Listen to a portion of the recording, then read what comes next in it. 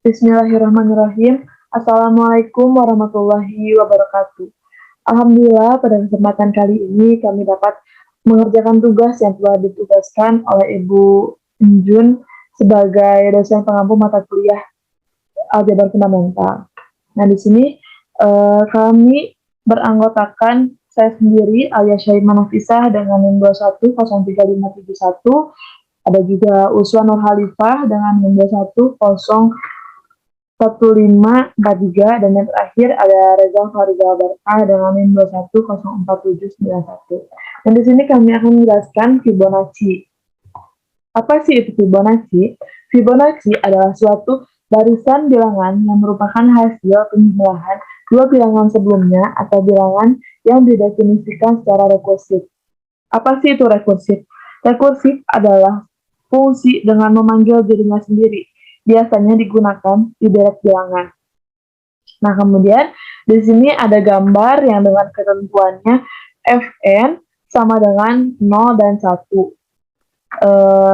Dengan rumus F dalam kurung N-1 plus F dalam kurung N-2. Nah, dengan ketentuannya itu jika N sama dengan 0 dan jika N sama dengan 1 dan jika tidak.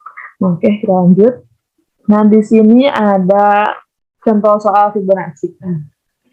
Pada tahun 1202, Leonardo of Pisa yang dikenal dengan Fibonacci mengemukakan masalah sebagai berikut. Misalnya, mula-mula ada sepasang kelinci jantan dan betina yang baru lahir.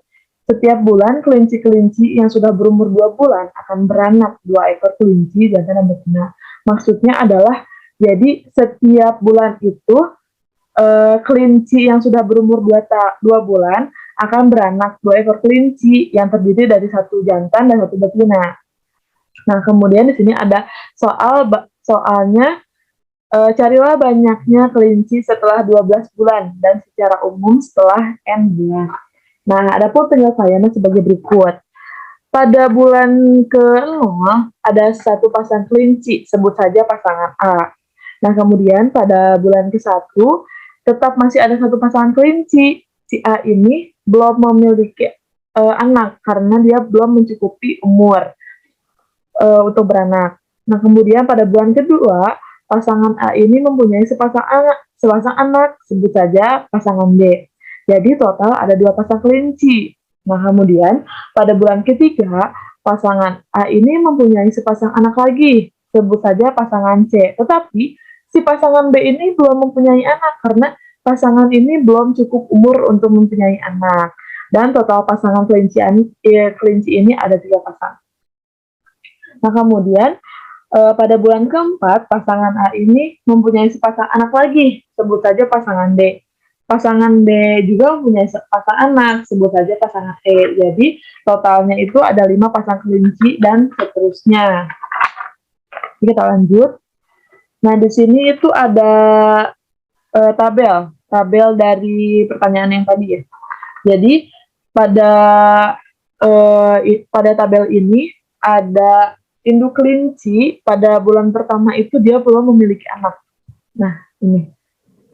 Induk kelinci pada bulan pertama ini belum memiliki anak karena dia belum cukup umur. Karena dalam soalnya itu, setiap kelinci memiliki anak itu dalam 2 bulan minimalnya.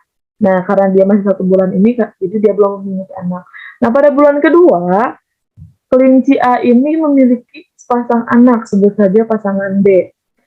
Nah, pada bulan ketiga, kelinci A memiliki sepasang anak lagi, yaitu pasangan C. Tetapi pasangan B ini pada bulan ketiga belum memiliki anak karena dia belum memiliki umur yang cukup untuk memiliki anak. Nah, kemudian di bulan keempat, kelinci A sudah memiliki anak lagi, sebut saja pasangan B. Dan juga pasangan B ini memiliki anak pada bulan keempat, sebut saja pasangan E. Nah, pada bulan kelima, pasangan A memiliki anak, sebut saja pasangan F, dan juga induk kelinci B ini juga memiliki anak, sebut saja pasangan G, dan pasangan C juga sudah memiliki anak, sebut saja pasangan H. Nah, pada bulan ke-6, kelinci A sudah memiliki anak lagi, sebut saja pasangan I. Nah, kemudian pada induk kelinci B, C, D, dan E, mereka mempunyai anak dan sebut saja anak itu adalah pasangan C, K, J, K, L, M, N. Nah, seperti itu. Jadi, misalnya pasangan misalnya XN ini menyatakan banyak pasangan kelinci yang hidup pada bulan ke-N. Dengan ketentuannya itu, N itu harus lebih besar atau sama dengan daripada 0. Nah, maka dari itu, X sama dengan 0, karena ketentuannya N harus lebih besar daripada 0. Nah, X1 sama dengan 1, X2 sama dengan 2, X3 sama dengan 3, X4 sama dengan 5, dan seterusnya. Nah, kemudian XN ini terbentuk dari dua hal, yaitu XN-1 pasangan kelinci dari bulan sebelumnya ditambah dengan jumlah pasangan anak yang dilahirkan. Karena kelinci yang mempunyai anak adalah yang berumur minimal 2 bulan. Maka jumlah pasang anak yang diperoleh sama dengan jumlah kelinci pada 2 bulan sebelumnya, yaitu XN-2. Nah, maka didapatkanlah relasi sebagai berikut. Nah, XN ini XN sama dengan XN-1 tambah XN-2 dengan X0 sama dengan 1 dan X1 sama dengan 1. Nah, lebih mudahnya itu seperti ini. Jadi, untuk menghitung X2 ini, dilihat aja penjumlahan dari X1 dan X0. Karena X1 itu sama dengan 1, X0 juga 1, maka 1 ditambah 1 adalah 2. Maka X2 ini adalah 2. Nah, jika X5 misalkan, X5 ini hasilnya berapa? Nah, kita lihat dua angka sebelum X5, yaitu X3 dan X4. X3 itu sama dengan 3, dan X4 itu sama dengan 5. Maka hasilnya 3 tambah 5 sama dengan 8. Sama dengan X6. X6 itu kita lihat angka sebelumnya, yaitu X4 ini sama dengan 5, dan X5 sama dengan 8. Maka jika dijumlahkan adalah 13. Begitu seterusnya. Maka relasi ini dikenal dengan relasi Fibonacci. XI yang terbentuk disebut dengan barisan Fibonacci. Nah, XI itu yang ini. X1, X2, X3, X4, sampai dengan seterusnya. Nah, itu disebut dengan barisan Fibonacci. Lanjut. Barisan Fibonacci. Untuk membentuk barisan ini, tentukan dua suku pertama. Sebagai X0 sama dengan 1, dan X1 sama dengan 1. Kemudian tentukan suku ke-N sebagai jumlah dari dua suku sebelumnya, yaitu Xn sama dengan Xn-1 ditambah Xn-2.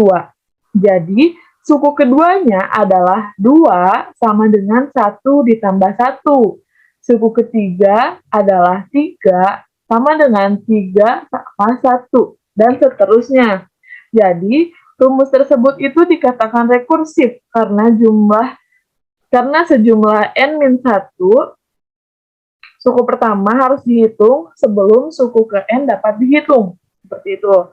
Nah, jadi dalam proyek ini, Anda akan menggunakan nilai eigen dan diagonalisasi untuk mendapatkan rumus eksplisit suku ke-N dari barisan Fibonacci. Nah, mungkin hanya segitu yang saya dapat sampaikan, akan dilanjutkan oleh rekan saya, yaitu Usman Nurhalifah. Kita silakan. Nah, soal selanjutnya yaitu kita ketahui ada matriks A dengan nilai 1, 1, 1, 0 dan matriks identitas yang bernilai 1, 1. Hal kita kalikan jadi hasilnya matriks 1, 1. Nah, jika X0 itu sama dengan 1, maka X1 sama dengan 1. Maka X2 sama dengan 2, X3 sama dengan 3. Jadi kalau kita mau mencari suatu nilai, maka kita harus menjumlahkan dua nilai sebelumnya. Misalkan kita ingin mencari nilai X2, maka kita harus menjumlahkan nilai X0 dan X1, jadi 1 tambah 1 itu sama dengan 2. Nah, selanjutnya, ini ada contohnya. A dikalikan dengan matriks X0 dan X1, di mana matriks A itu bernilai 1, 1, 1, 0, dengan matriks X0 dan X1 itu nilainya 1, 1. Jadi kita kalikan aja seperti biasa, nanti matriksnya menjadi matriks 2, 1, di mana matriks ini tuh mempresentasikan suku Fibonacci ke-2 dan ke-1. Selanjutnya, A kuadrat dikalikan dengan matriks X0 dan X1, di mana matriks A-nya tadi kan 1, 1, 1, 0, berarti kita kuadratkan menghasilkan matriks 2, 1, 1, 1. Setelah itu kita kalikan dengan matriks ini X0 dan X1, di mana nilainya itu kan 1, 1, kita kalikan seperti biasa, sehingga menghasilkan matriks 3 dan 2, di mana matriks ini tuh mempresentasikan suku Fibonacci ketiga dan kedua. Sama seperti yang tadi, matriks A pangkat 3 juga kita kalikan dulu 3 kali, terus hasilnya kita kalikan dengan matriks X0 dan X1 sehingga menghasilkan matriks yang bernilai 5 dan 3, di mana matriks ini tuh mempresentasikan suku Fibonacci ke-5 dan ke-3.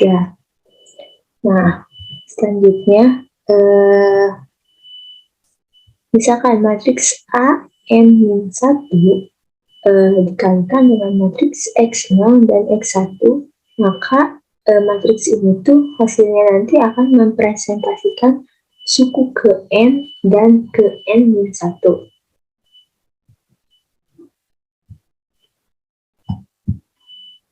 Nah, selanjutnya yaitu diketahui pada matriks A yang bernilai 1, 1, 1, 0. Nah, carilah matriks P sehingga P inverse dikali A dikali P sama dengan D. D ini adalah matriks diagonal. Jadi kalau kita mau nyari nilai P dikali P inverse dikali A dikali P dikali P inverse itu sama dengan P dikali B dikali P inverse. Oh, untuk ini salah ya, harusnya ini di sini A-nya. Kalau kita mau nyari nilai matriks A itu berarti caranya P dikalikan dengan B dikali P inverse. Kalau A pangkat 3 berarti sama kayak yang tadi, P dikali B dikali P inverse dan sampai 3 kali, berarti hasilnya P D pangkat 3 P inverse. Nah, penyelesaiannya. Nah, di sini kita harus mencari nilai eigennya dulu. Gimana cara mencari nilai eigennya itu? Kita harus mencari nilai lambdanya. Nah, di sini ada rumusnya, lambda dikali matriks identitas dikurangi dengan matriks A. Nah, lambda dikalikan dengan matriks identitas. Nah, karena matriks A-nya tadi berorder 2 kali 2, maka identitasnya juga harus 2 kali 2. Jadi identitasnya 1, 1, 1, 0 dikurangi dengan matriks A juga nilainya 1, 1, 1, 0. Sehingga nilainya itu lambda min 1, min 1, min 1, lambda. Nah, selanjutnya kita mencari nilai determinan. Jadi rumusnya ya ini, determinan dalam kurung lambda dikali identitas dikurangi A sama dengan 0. Jadi kan kita udah mencari nilai ini ya, lambda dikali identitas dikurangi A. Nah, hasilnya kan lambda min 1, min 1, min 1, lambda sama dengan 0. Jadi kita cari apa dikalikan, maka hasilnya itu dalam kurung lambda min 1, lambda min 1 sama dengan 0. Jadi kita cari persamaannya sehingga akan menghasilkan ini. Persamaannya, karena lambda dikali lambda itu kan jadi lambda pangkat 2. Jadi lambda pangkat 2 ini lambda min 1 sama dengan 0. Selanjutnya kita persamaan akar-akarnya. Jadi lambda sama dengan min min 1 plus minus akar min 1 kuadrat dikurang 4 kali 1 dikali min 1 per 2 kali 1, sehingga menghasilkan lambda sama dengan 1 plus minus 5 per 2. Nah, maka lambda satunya itu yang tadi kita jawabannya itu kan 1 plus minus akar 5 per 2, sehingga lambdanya 1 itu berarti plus, sehingga lambda 2 itu min. Selanjutnya kita akan mencari faktor agentnya. Nah, faktor agent F1-nya itu kita ke matriks identitas yang berada 1, 1, di mana nanti si lambda 1-nya itu dipindahkan ke sini, jadi 1 plus akar 5 per 2, 1. Sama faktor yang kedua juga kayak gitu, tapi di sininya nilai yang 4. Selanjutnya kita cari nilai P-nya. Nilai P-nya itu kita pindahin yang ini, vektor 1 kita pindahin ke sini, vektor 2 kita pindahin ke sini. Jangan lupa minyak kita keluarkan sehingga di sini jadi plus. Selanjutnya P inverse-nya itu jadi 1 per akar 5 plus 3 per 2 sama, ini plus 1 ya, per ini kurang akar 5 plus 1 per 2. Terus kita kalikan dengan matriks 1 min 1 tambah akar 5 bersama plus 1 akar 5 per 2, sehingga menghasilkan ini.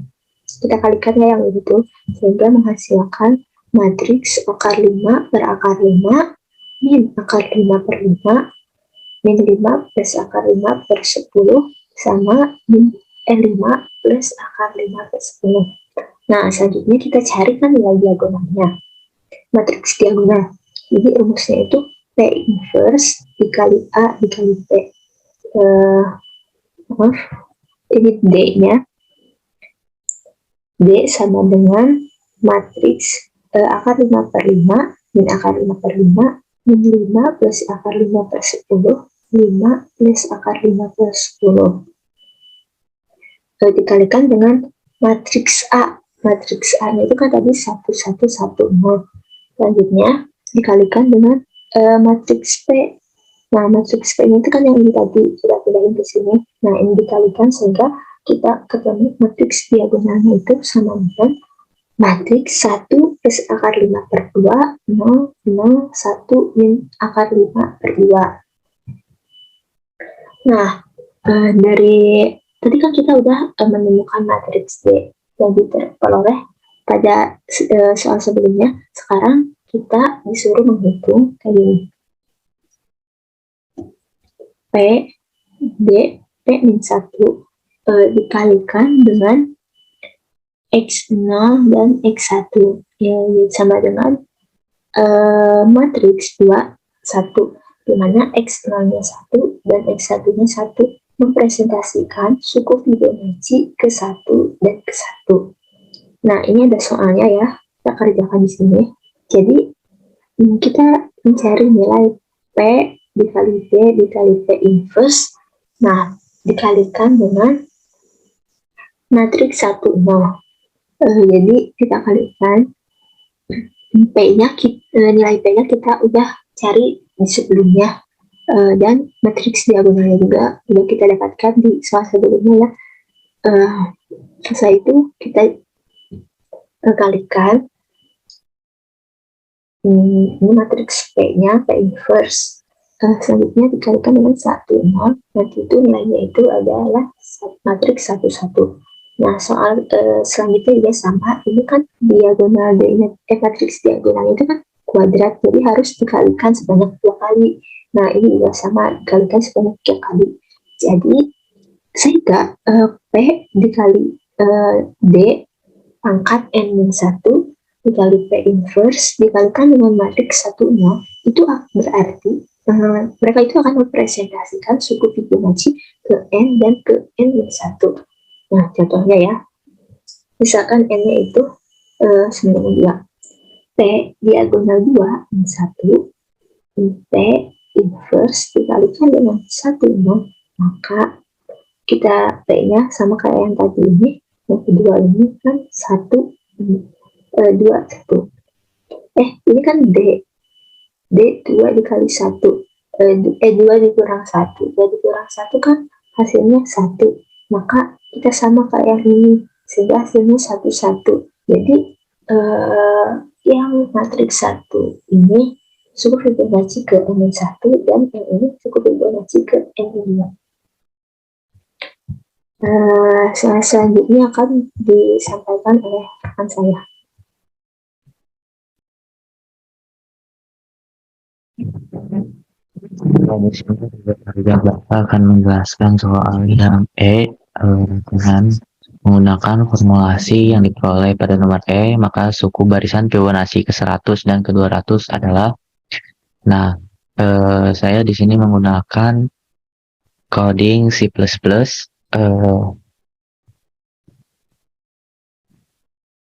Pada baris pertama saya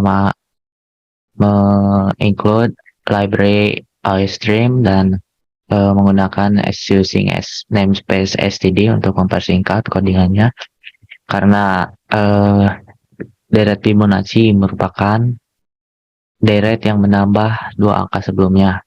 Nah, terlihat di sini pada komen rumus yang telah dibuat tuh Fn sama dengan F min 1 N min 1 ditambah F N min 2, di mana N merupakan baris dari deret Fibonacci tersebut tuh. Nah, saya menyantumkan Fn ketika N-nya itu 5. Nah, maksud dari di sini adalah baris kelima. Baris kelima dari Fibonacci adalah 5. Nah, di sini N-nya dikurangi 1 merupakan jadi 4, maka F4 atau baris keempat dari Fibonacci adalah 3. Dan ini juga sama begitu. Nah, dengan rumus seperti ini saya menghasilkan variabel. Mengapa pakai double? Karena untuk memperbesar penyimpanan double itu sendiri, karena kalau memakai integer tidak akan bisa gitu. Lalu pada di sini saya menggunakan loop. Di sini saya tidak menyantumkan Fn itu berapa. Kenapa di sini saya menentukan 0 pada Fn2 itu maksudnya F min N min 2, seperti itu. Nah, jadi proses loopnya yang akan terjadi adalah pendeklarasian Fn. N ini akan ditentukan oleh user atau kita sendiri sebagai pengguna coding. Nah, nanti Fn itu akan terdeklarasi sebagai Fn2 sebagai 0, Fn1 sebagai 1. Dan Fn merupakan sama dengan ditambah Fn min 1 ditambah Fn min 2. Fn adalah barisan Fibonacci yang mana menjumlahkan dua angka sebelumnya. Nah, di sini saya cantumkan Fn pertama.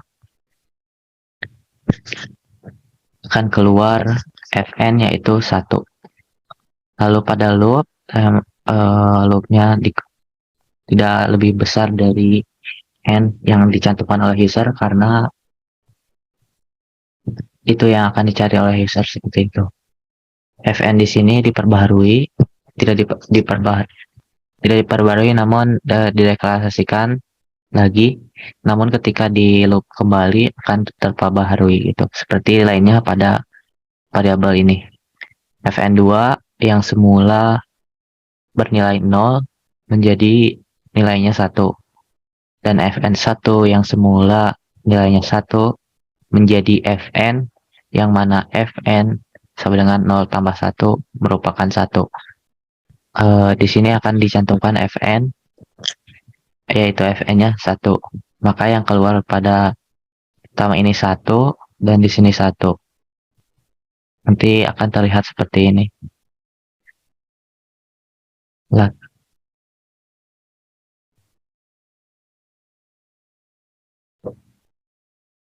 Masukkan nilai. Saya masukkan K5.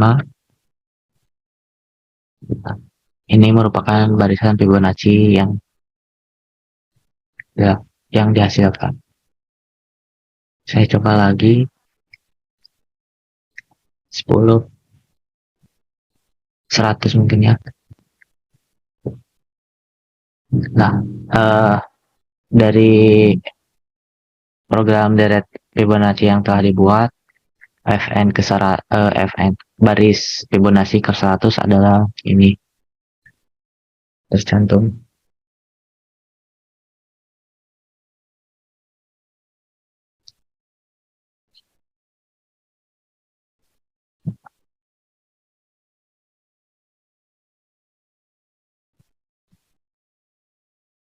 Ke 200.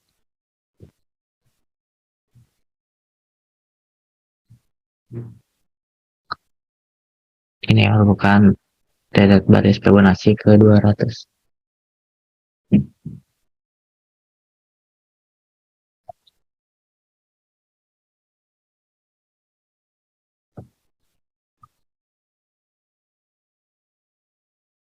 Ini adalah source code untuk ini. Kita lihat source code-nya. X sama dengan 0, X0 sama dengan 1, dan X1 sama dengan 1. Ini. Dan untuk soal yang terakhir, jika memungkinkan, buatlah shortcut program komputer untuk mencari ke N dan Fibonacci. Ini merupakan yang telah saya buat, shortcut yang telah saya buat. Kita langsung coba saja.